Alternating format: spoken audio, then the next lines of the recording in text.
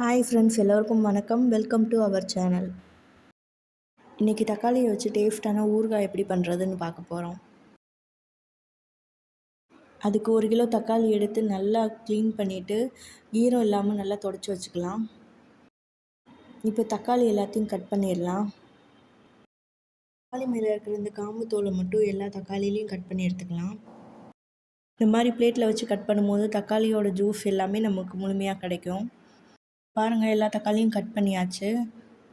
இதை இப்போ மிக்சர் ஜாரில் சேர்த்துக்கலாம். அது கூடவே லெமன் சைஸ் புளி, 10 பல் பூண்டு, தேவையான அளவு கல் உப்பு, அது கூடவே 12 வரமிளகா எடுத்திருக்கேன். இப்போ இது எல்லாத்தையும் அரைச்சி எடுத்துகிட்டு வந்துக்கலாம். நான் சேர்த்துருக்கிற பொருட்கள் எல்லாமே 1 கிலோ தக்காளிக்கு அளவான பொருட்கள் தான்.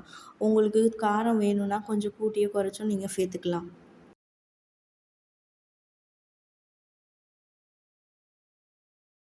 இப்போ வானொலியை ஹீட் பண்ணிவிட்டு அதில் 100 கிராம் நல்லெண்ணெய் சேர்த்துக்கலாம். எண்ணெய் நிறையா சேர்த்தா தான் ஊறுகாய் சீக்கிரம் கெட்டு போகாமல் நல்லாயிருக்கும். எண்ணெய் நல்லா சூடானதும் அரைச்ச தக்காளி பேஸ்ட்டை இதில் சேர்த்துக்கலாம்.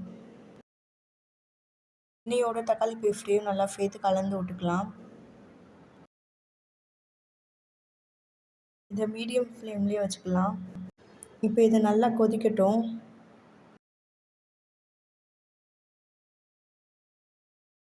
இப்போ பாருங்கள், கொதித்து பாதியாக வத்திருச்சு. இடையில நல்லா கிளறி விட்டுக்கலாம். இதை இப்படியே ஒரு 5 மினிட்ஸ் கொதிக்க விடலாம். இப்போ பாருங்கள், எண்ணெயெல்லாம் நல்லா பிரிஞ்சு வந்து நல்லா வந்திருக்கு.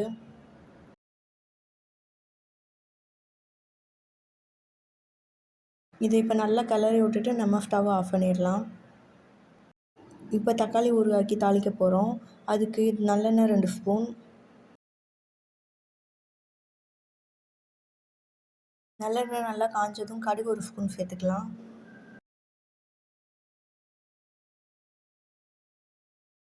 கடுகு நல்லா பொரிஞ்சதும் பெருங்காயத்தூள் 2 ஸ்பூன், இதோட கருவேப்பிலையும் 10 பல் பூண்டை நீல வாக்கில் நறுக்கியதும் சேர்த்துருக்கேன். இது எல்லாத்தையும் பொன்னிறமாக வதக்கிக்கலாம்.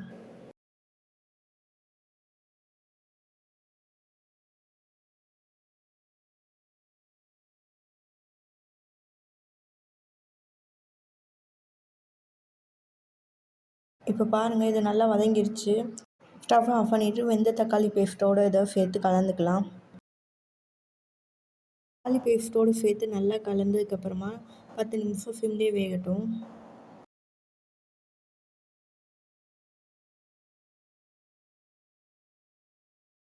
இப்போ ஊறுகாய் கூட சேர்க்க 1 ஸ்பூன் வெந்தயம்,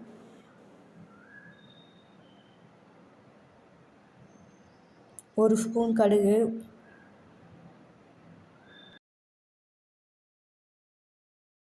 இதோட 1 ஸ்பூன் ஜீரகம், 1/2 ஸ்பூன் மிளகு, இது எல்லாத்தையும் இப்போ பவுடராக அரைச்சி எடுத்துகிட்டு வரலாம். அரைச்ச பவுடரை இப்போ தக்காளி பேஸ்ட்டில் சேர்த்துக்கலாம். அதோட வெல்லம் கொஞ்சம் சேர்த்துக்கலாம். இது எல்லாத்தையும் இப்போ நல்லா கலந்து விட்டுக்கலாம். எல்லாத்தையும் இப்போ கலந்து விட்டதுக்கப்புறமா ஒரு 5 மினிட்ஸ் மட்டும் சிம்லேயே நல்லா வேகட்டும். இந்த நேரத்தில் நமக்கு உப்பு பத்தலைன்னா அது கூடவே நம்ம சேர்த்துக்கலாம். சேர்த்து நல்லா கலந்து விட்டுக்கலாம்.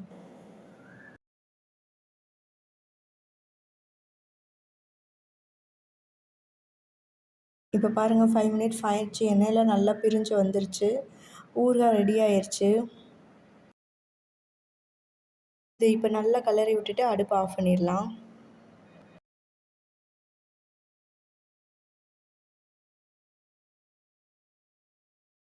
இதில் கொஞ்சம் கூட தண்ணி படாத மாதிரி நீங்கள் ஸ்டோர் பண்ணி வச்சுக்கணும்.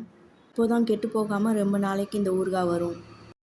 இது நல்லா ஆறட்டும். ஆறுனதுக்கப்புறமா வேறு ஒரு பாத்திரத்தில் மாற்றிக்கலாம். இப்போ பாருங்கள், நல்லா ஆறிடுச்சு. டேஸ்ட்டான பர்ஃபெக்டான ஊறுகாய் ரெடி ஆயிடுச்சு. இதை இப்போ வேறு ஒரு பாத்திரத்தில் மாற்றி வச்சுக்கலாம். ரொம்ப நாளாக கெட்டு போகாமல் இருக்கிறதுக்கு சில்வர் பாத்திரம், கண்ணாடி பாட்டில், செராமிக் ஜார் இதுங்களில் நீங்கள் ஸ்டோர் பண்ணி வச்சுக்கிட்டிங்கன்னா ரொம்ப நாள் கெட்டு போகாது. 6 மாதம் வரையும் அப்படியே இருக்கும். இது சாதம், இட்லி, தோசை, சப்பாத்தியோட சேர்த்து சாப்பிட ரொம்பவே நல்லாயிருக்கும். சூடான சாதத்தில் இந்த ஊறுகாயை நீங்கள் போட்டு கிளறி தக்காளி சாதம் மாதிரி சாப்பிடவும் ரொம்ப நல்லாயிருக்கும். இந்த ரெசிபி உங்களுக்கு பிடிச்சிருந்தா நம்ம சேனலை சப்ஸ்கிரைப் பண்ணி சப்போர்ட் பண்ணுங்கள்.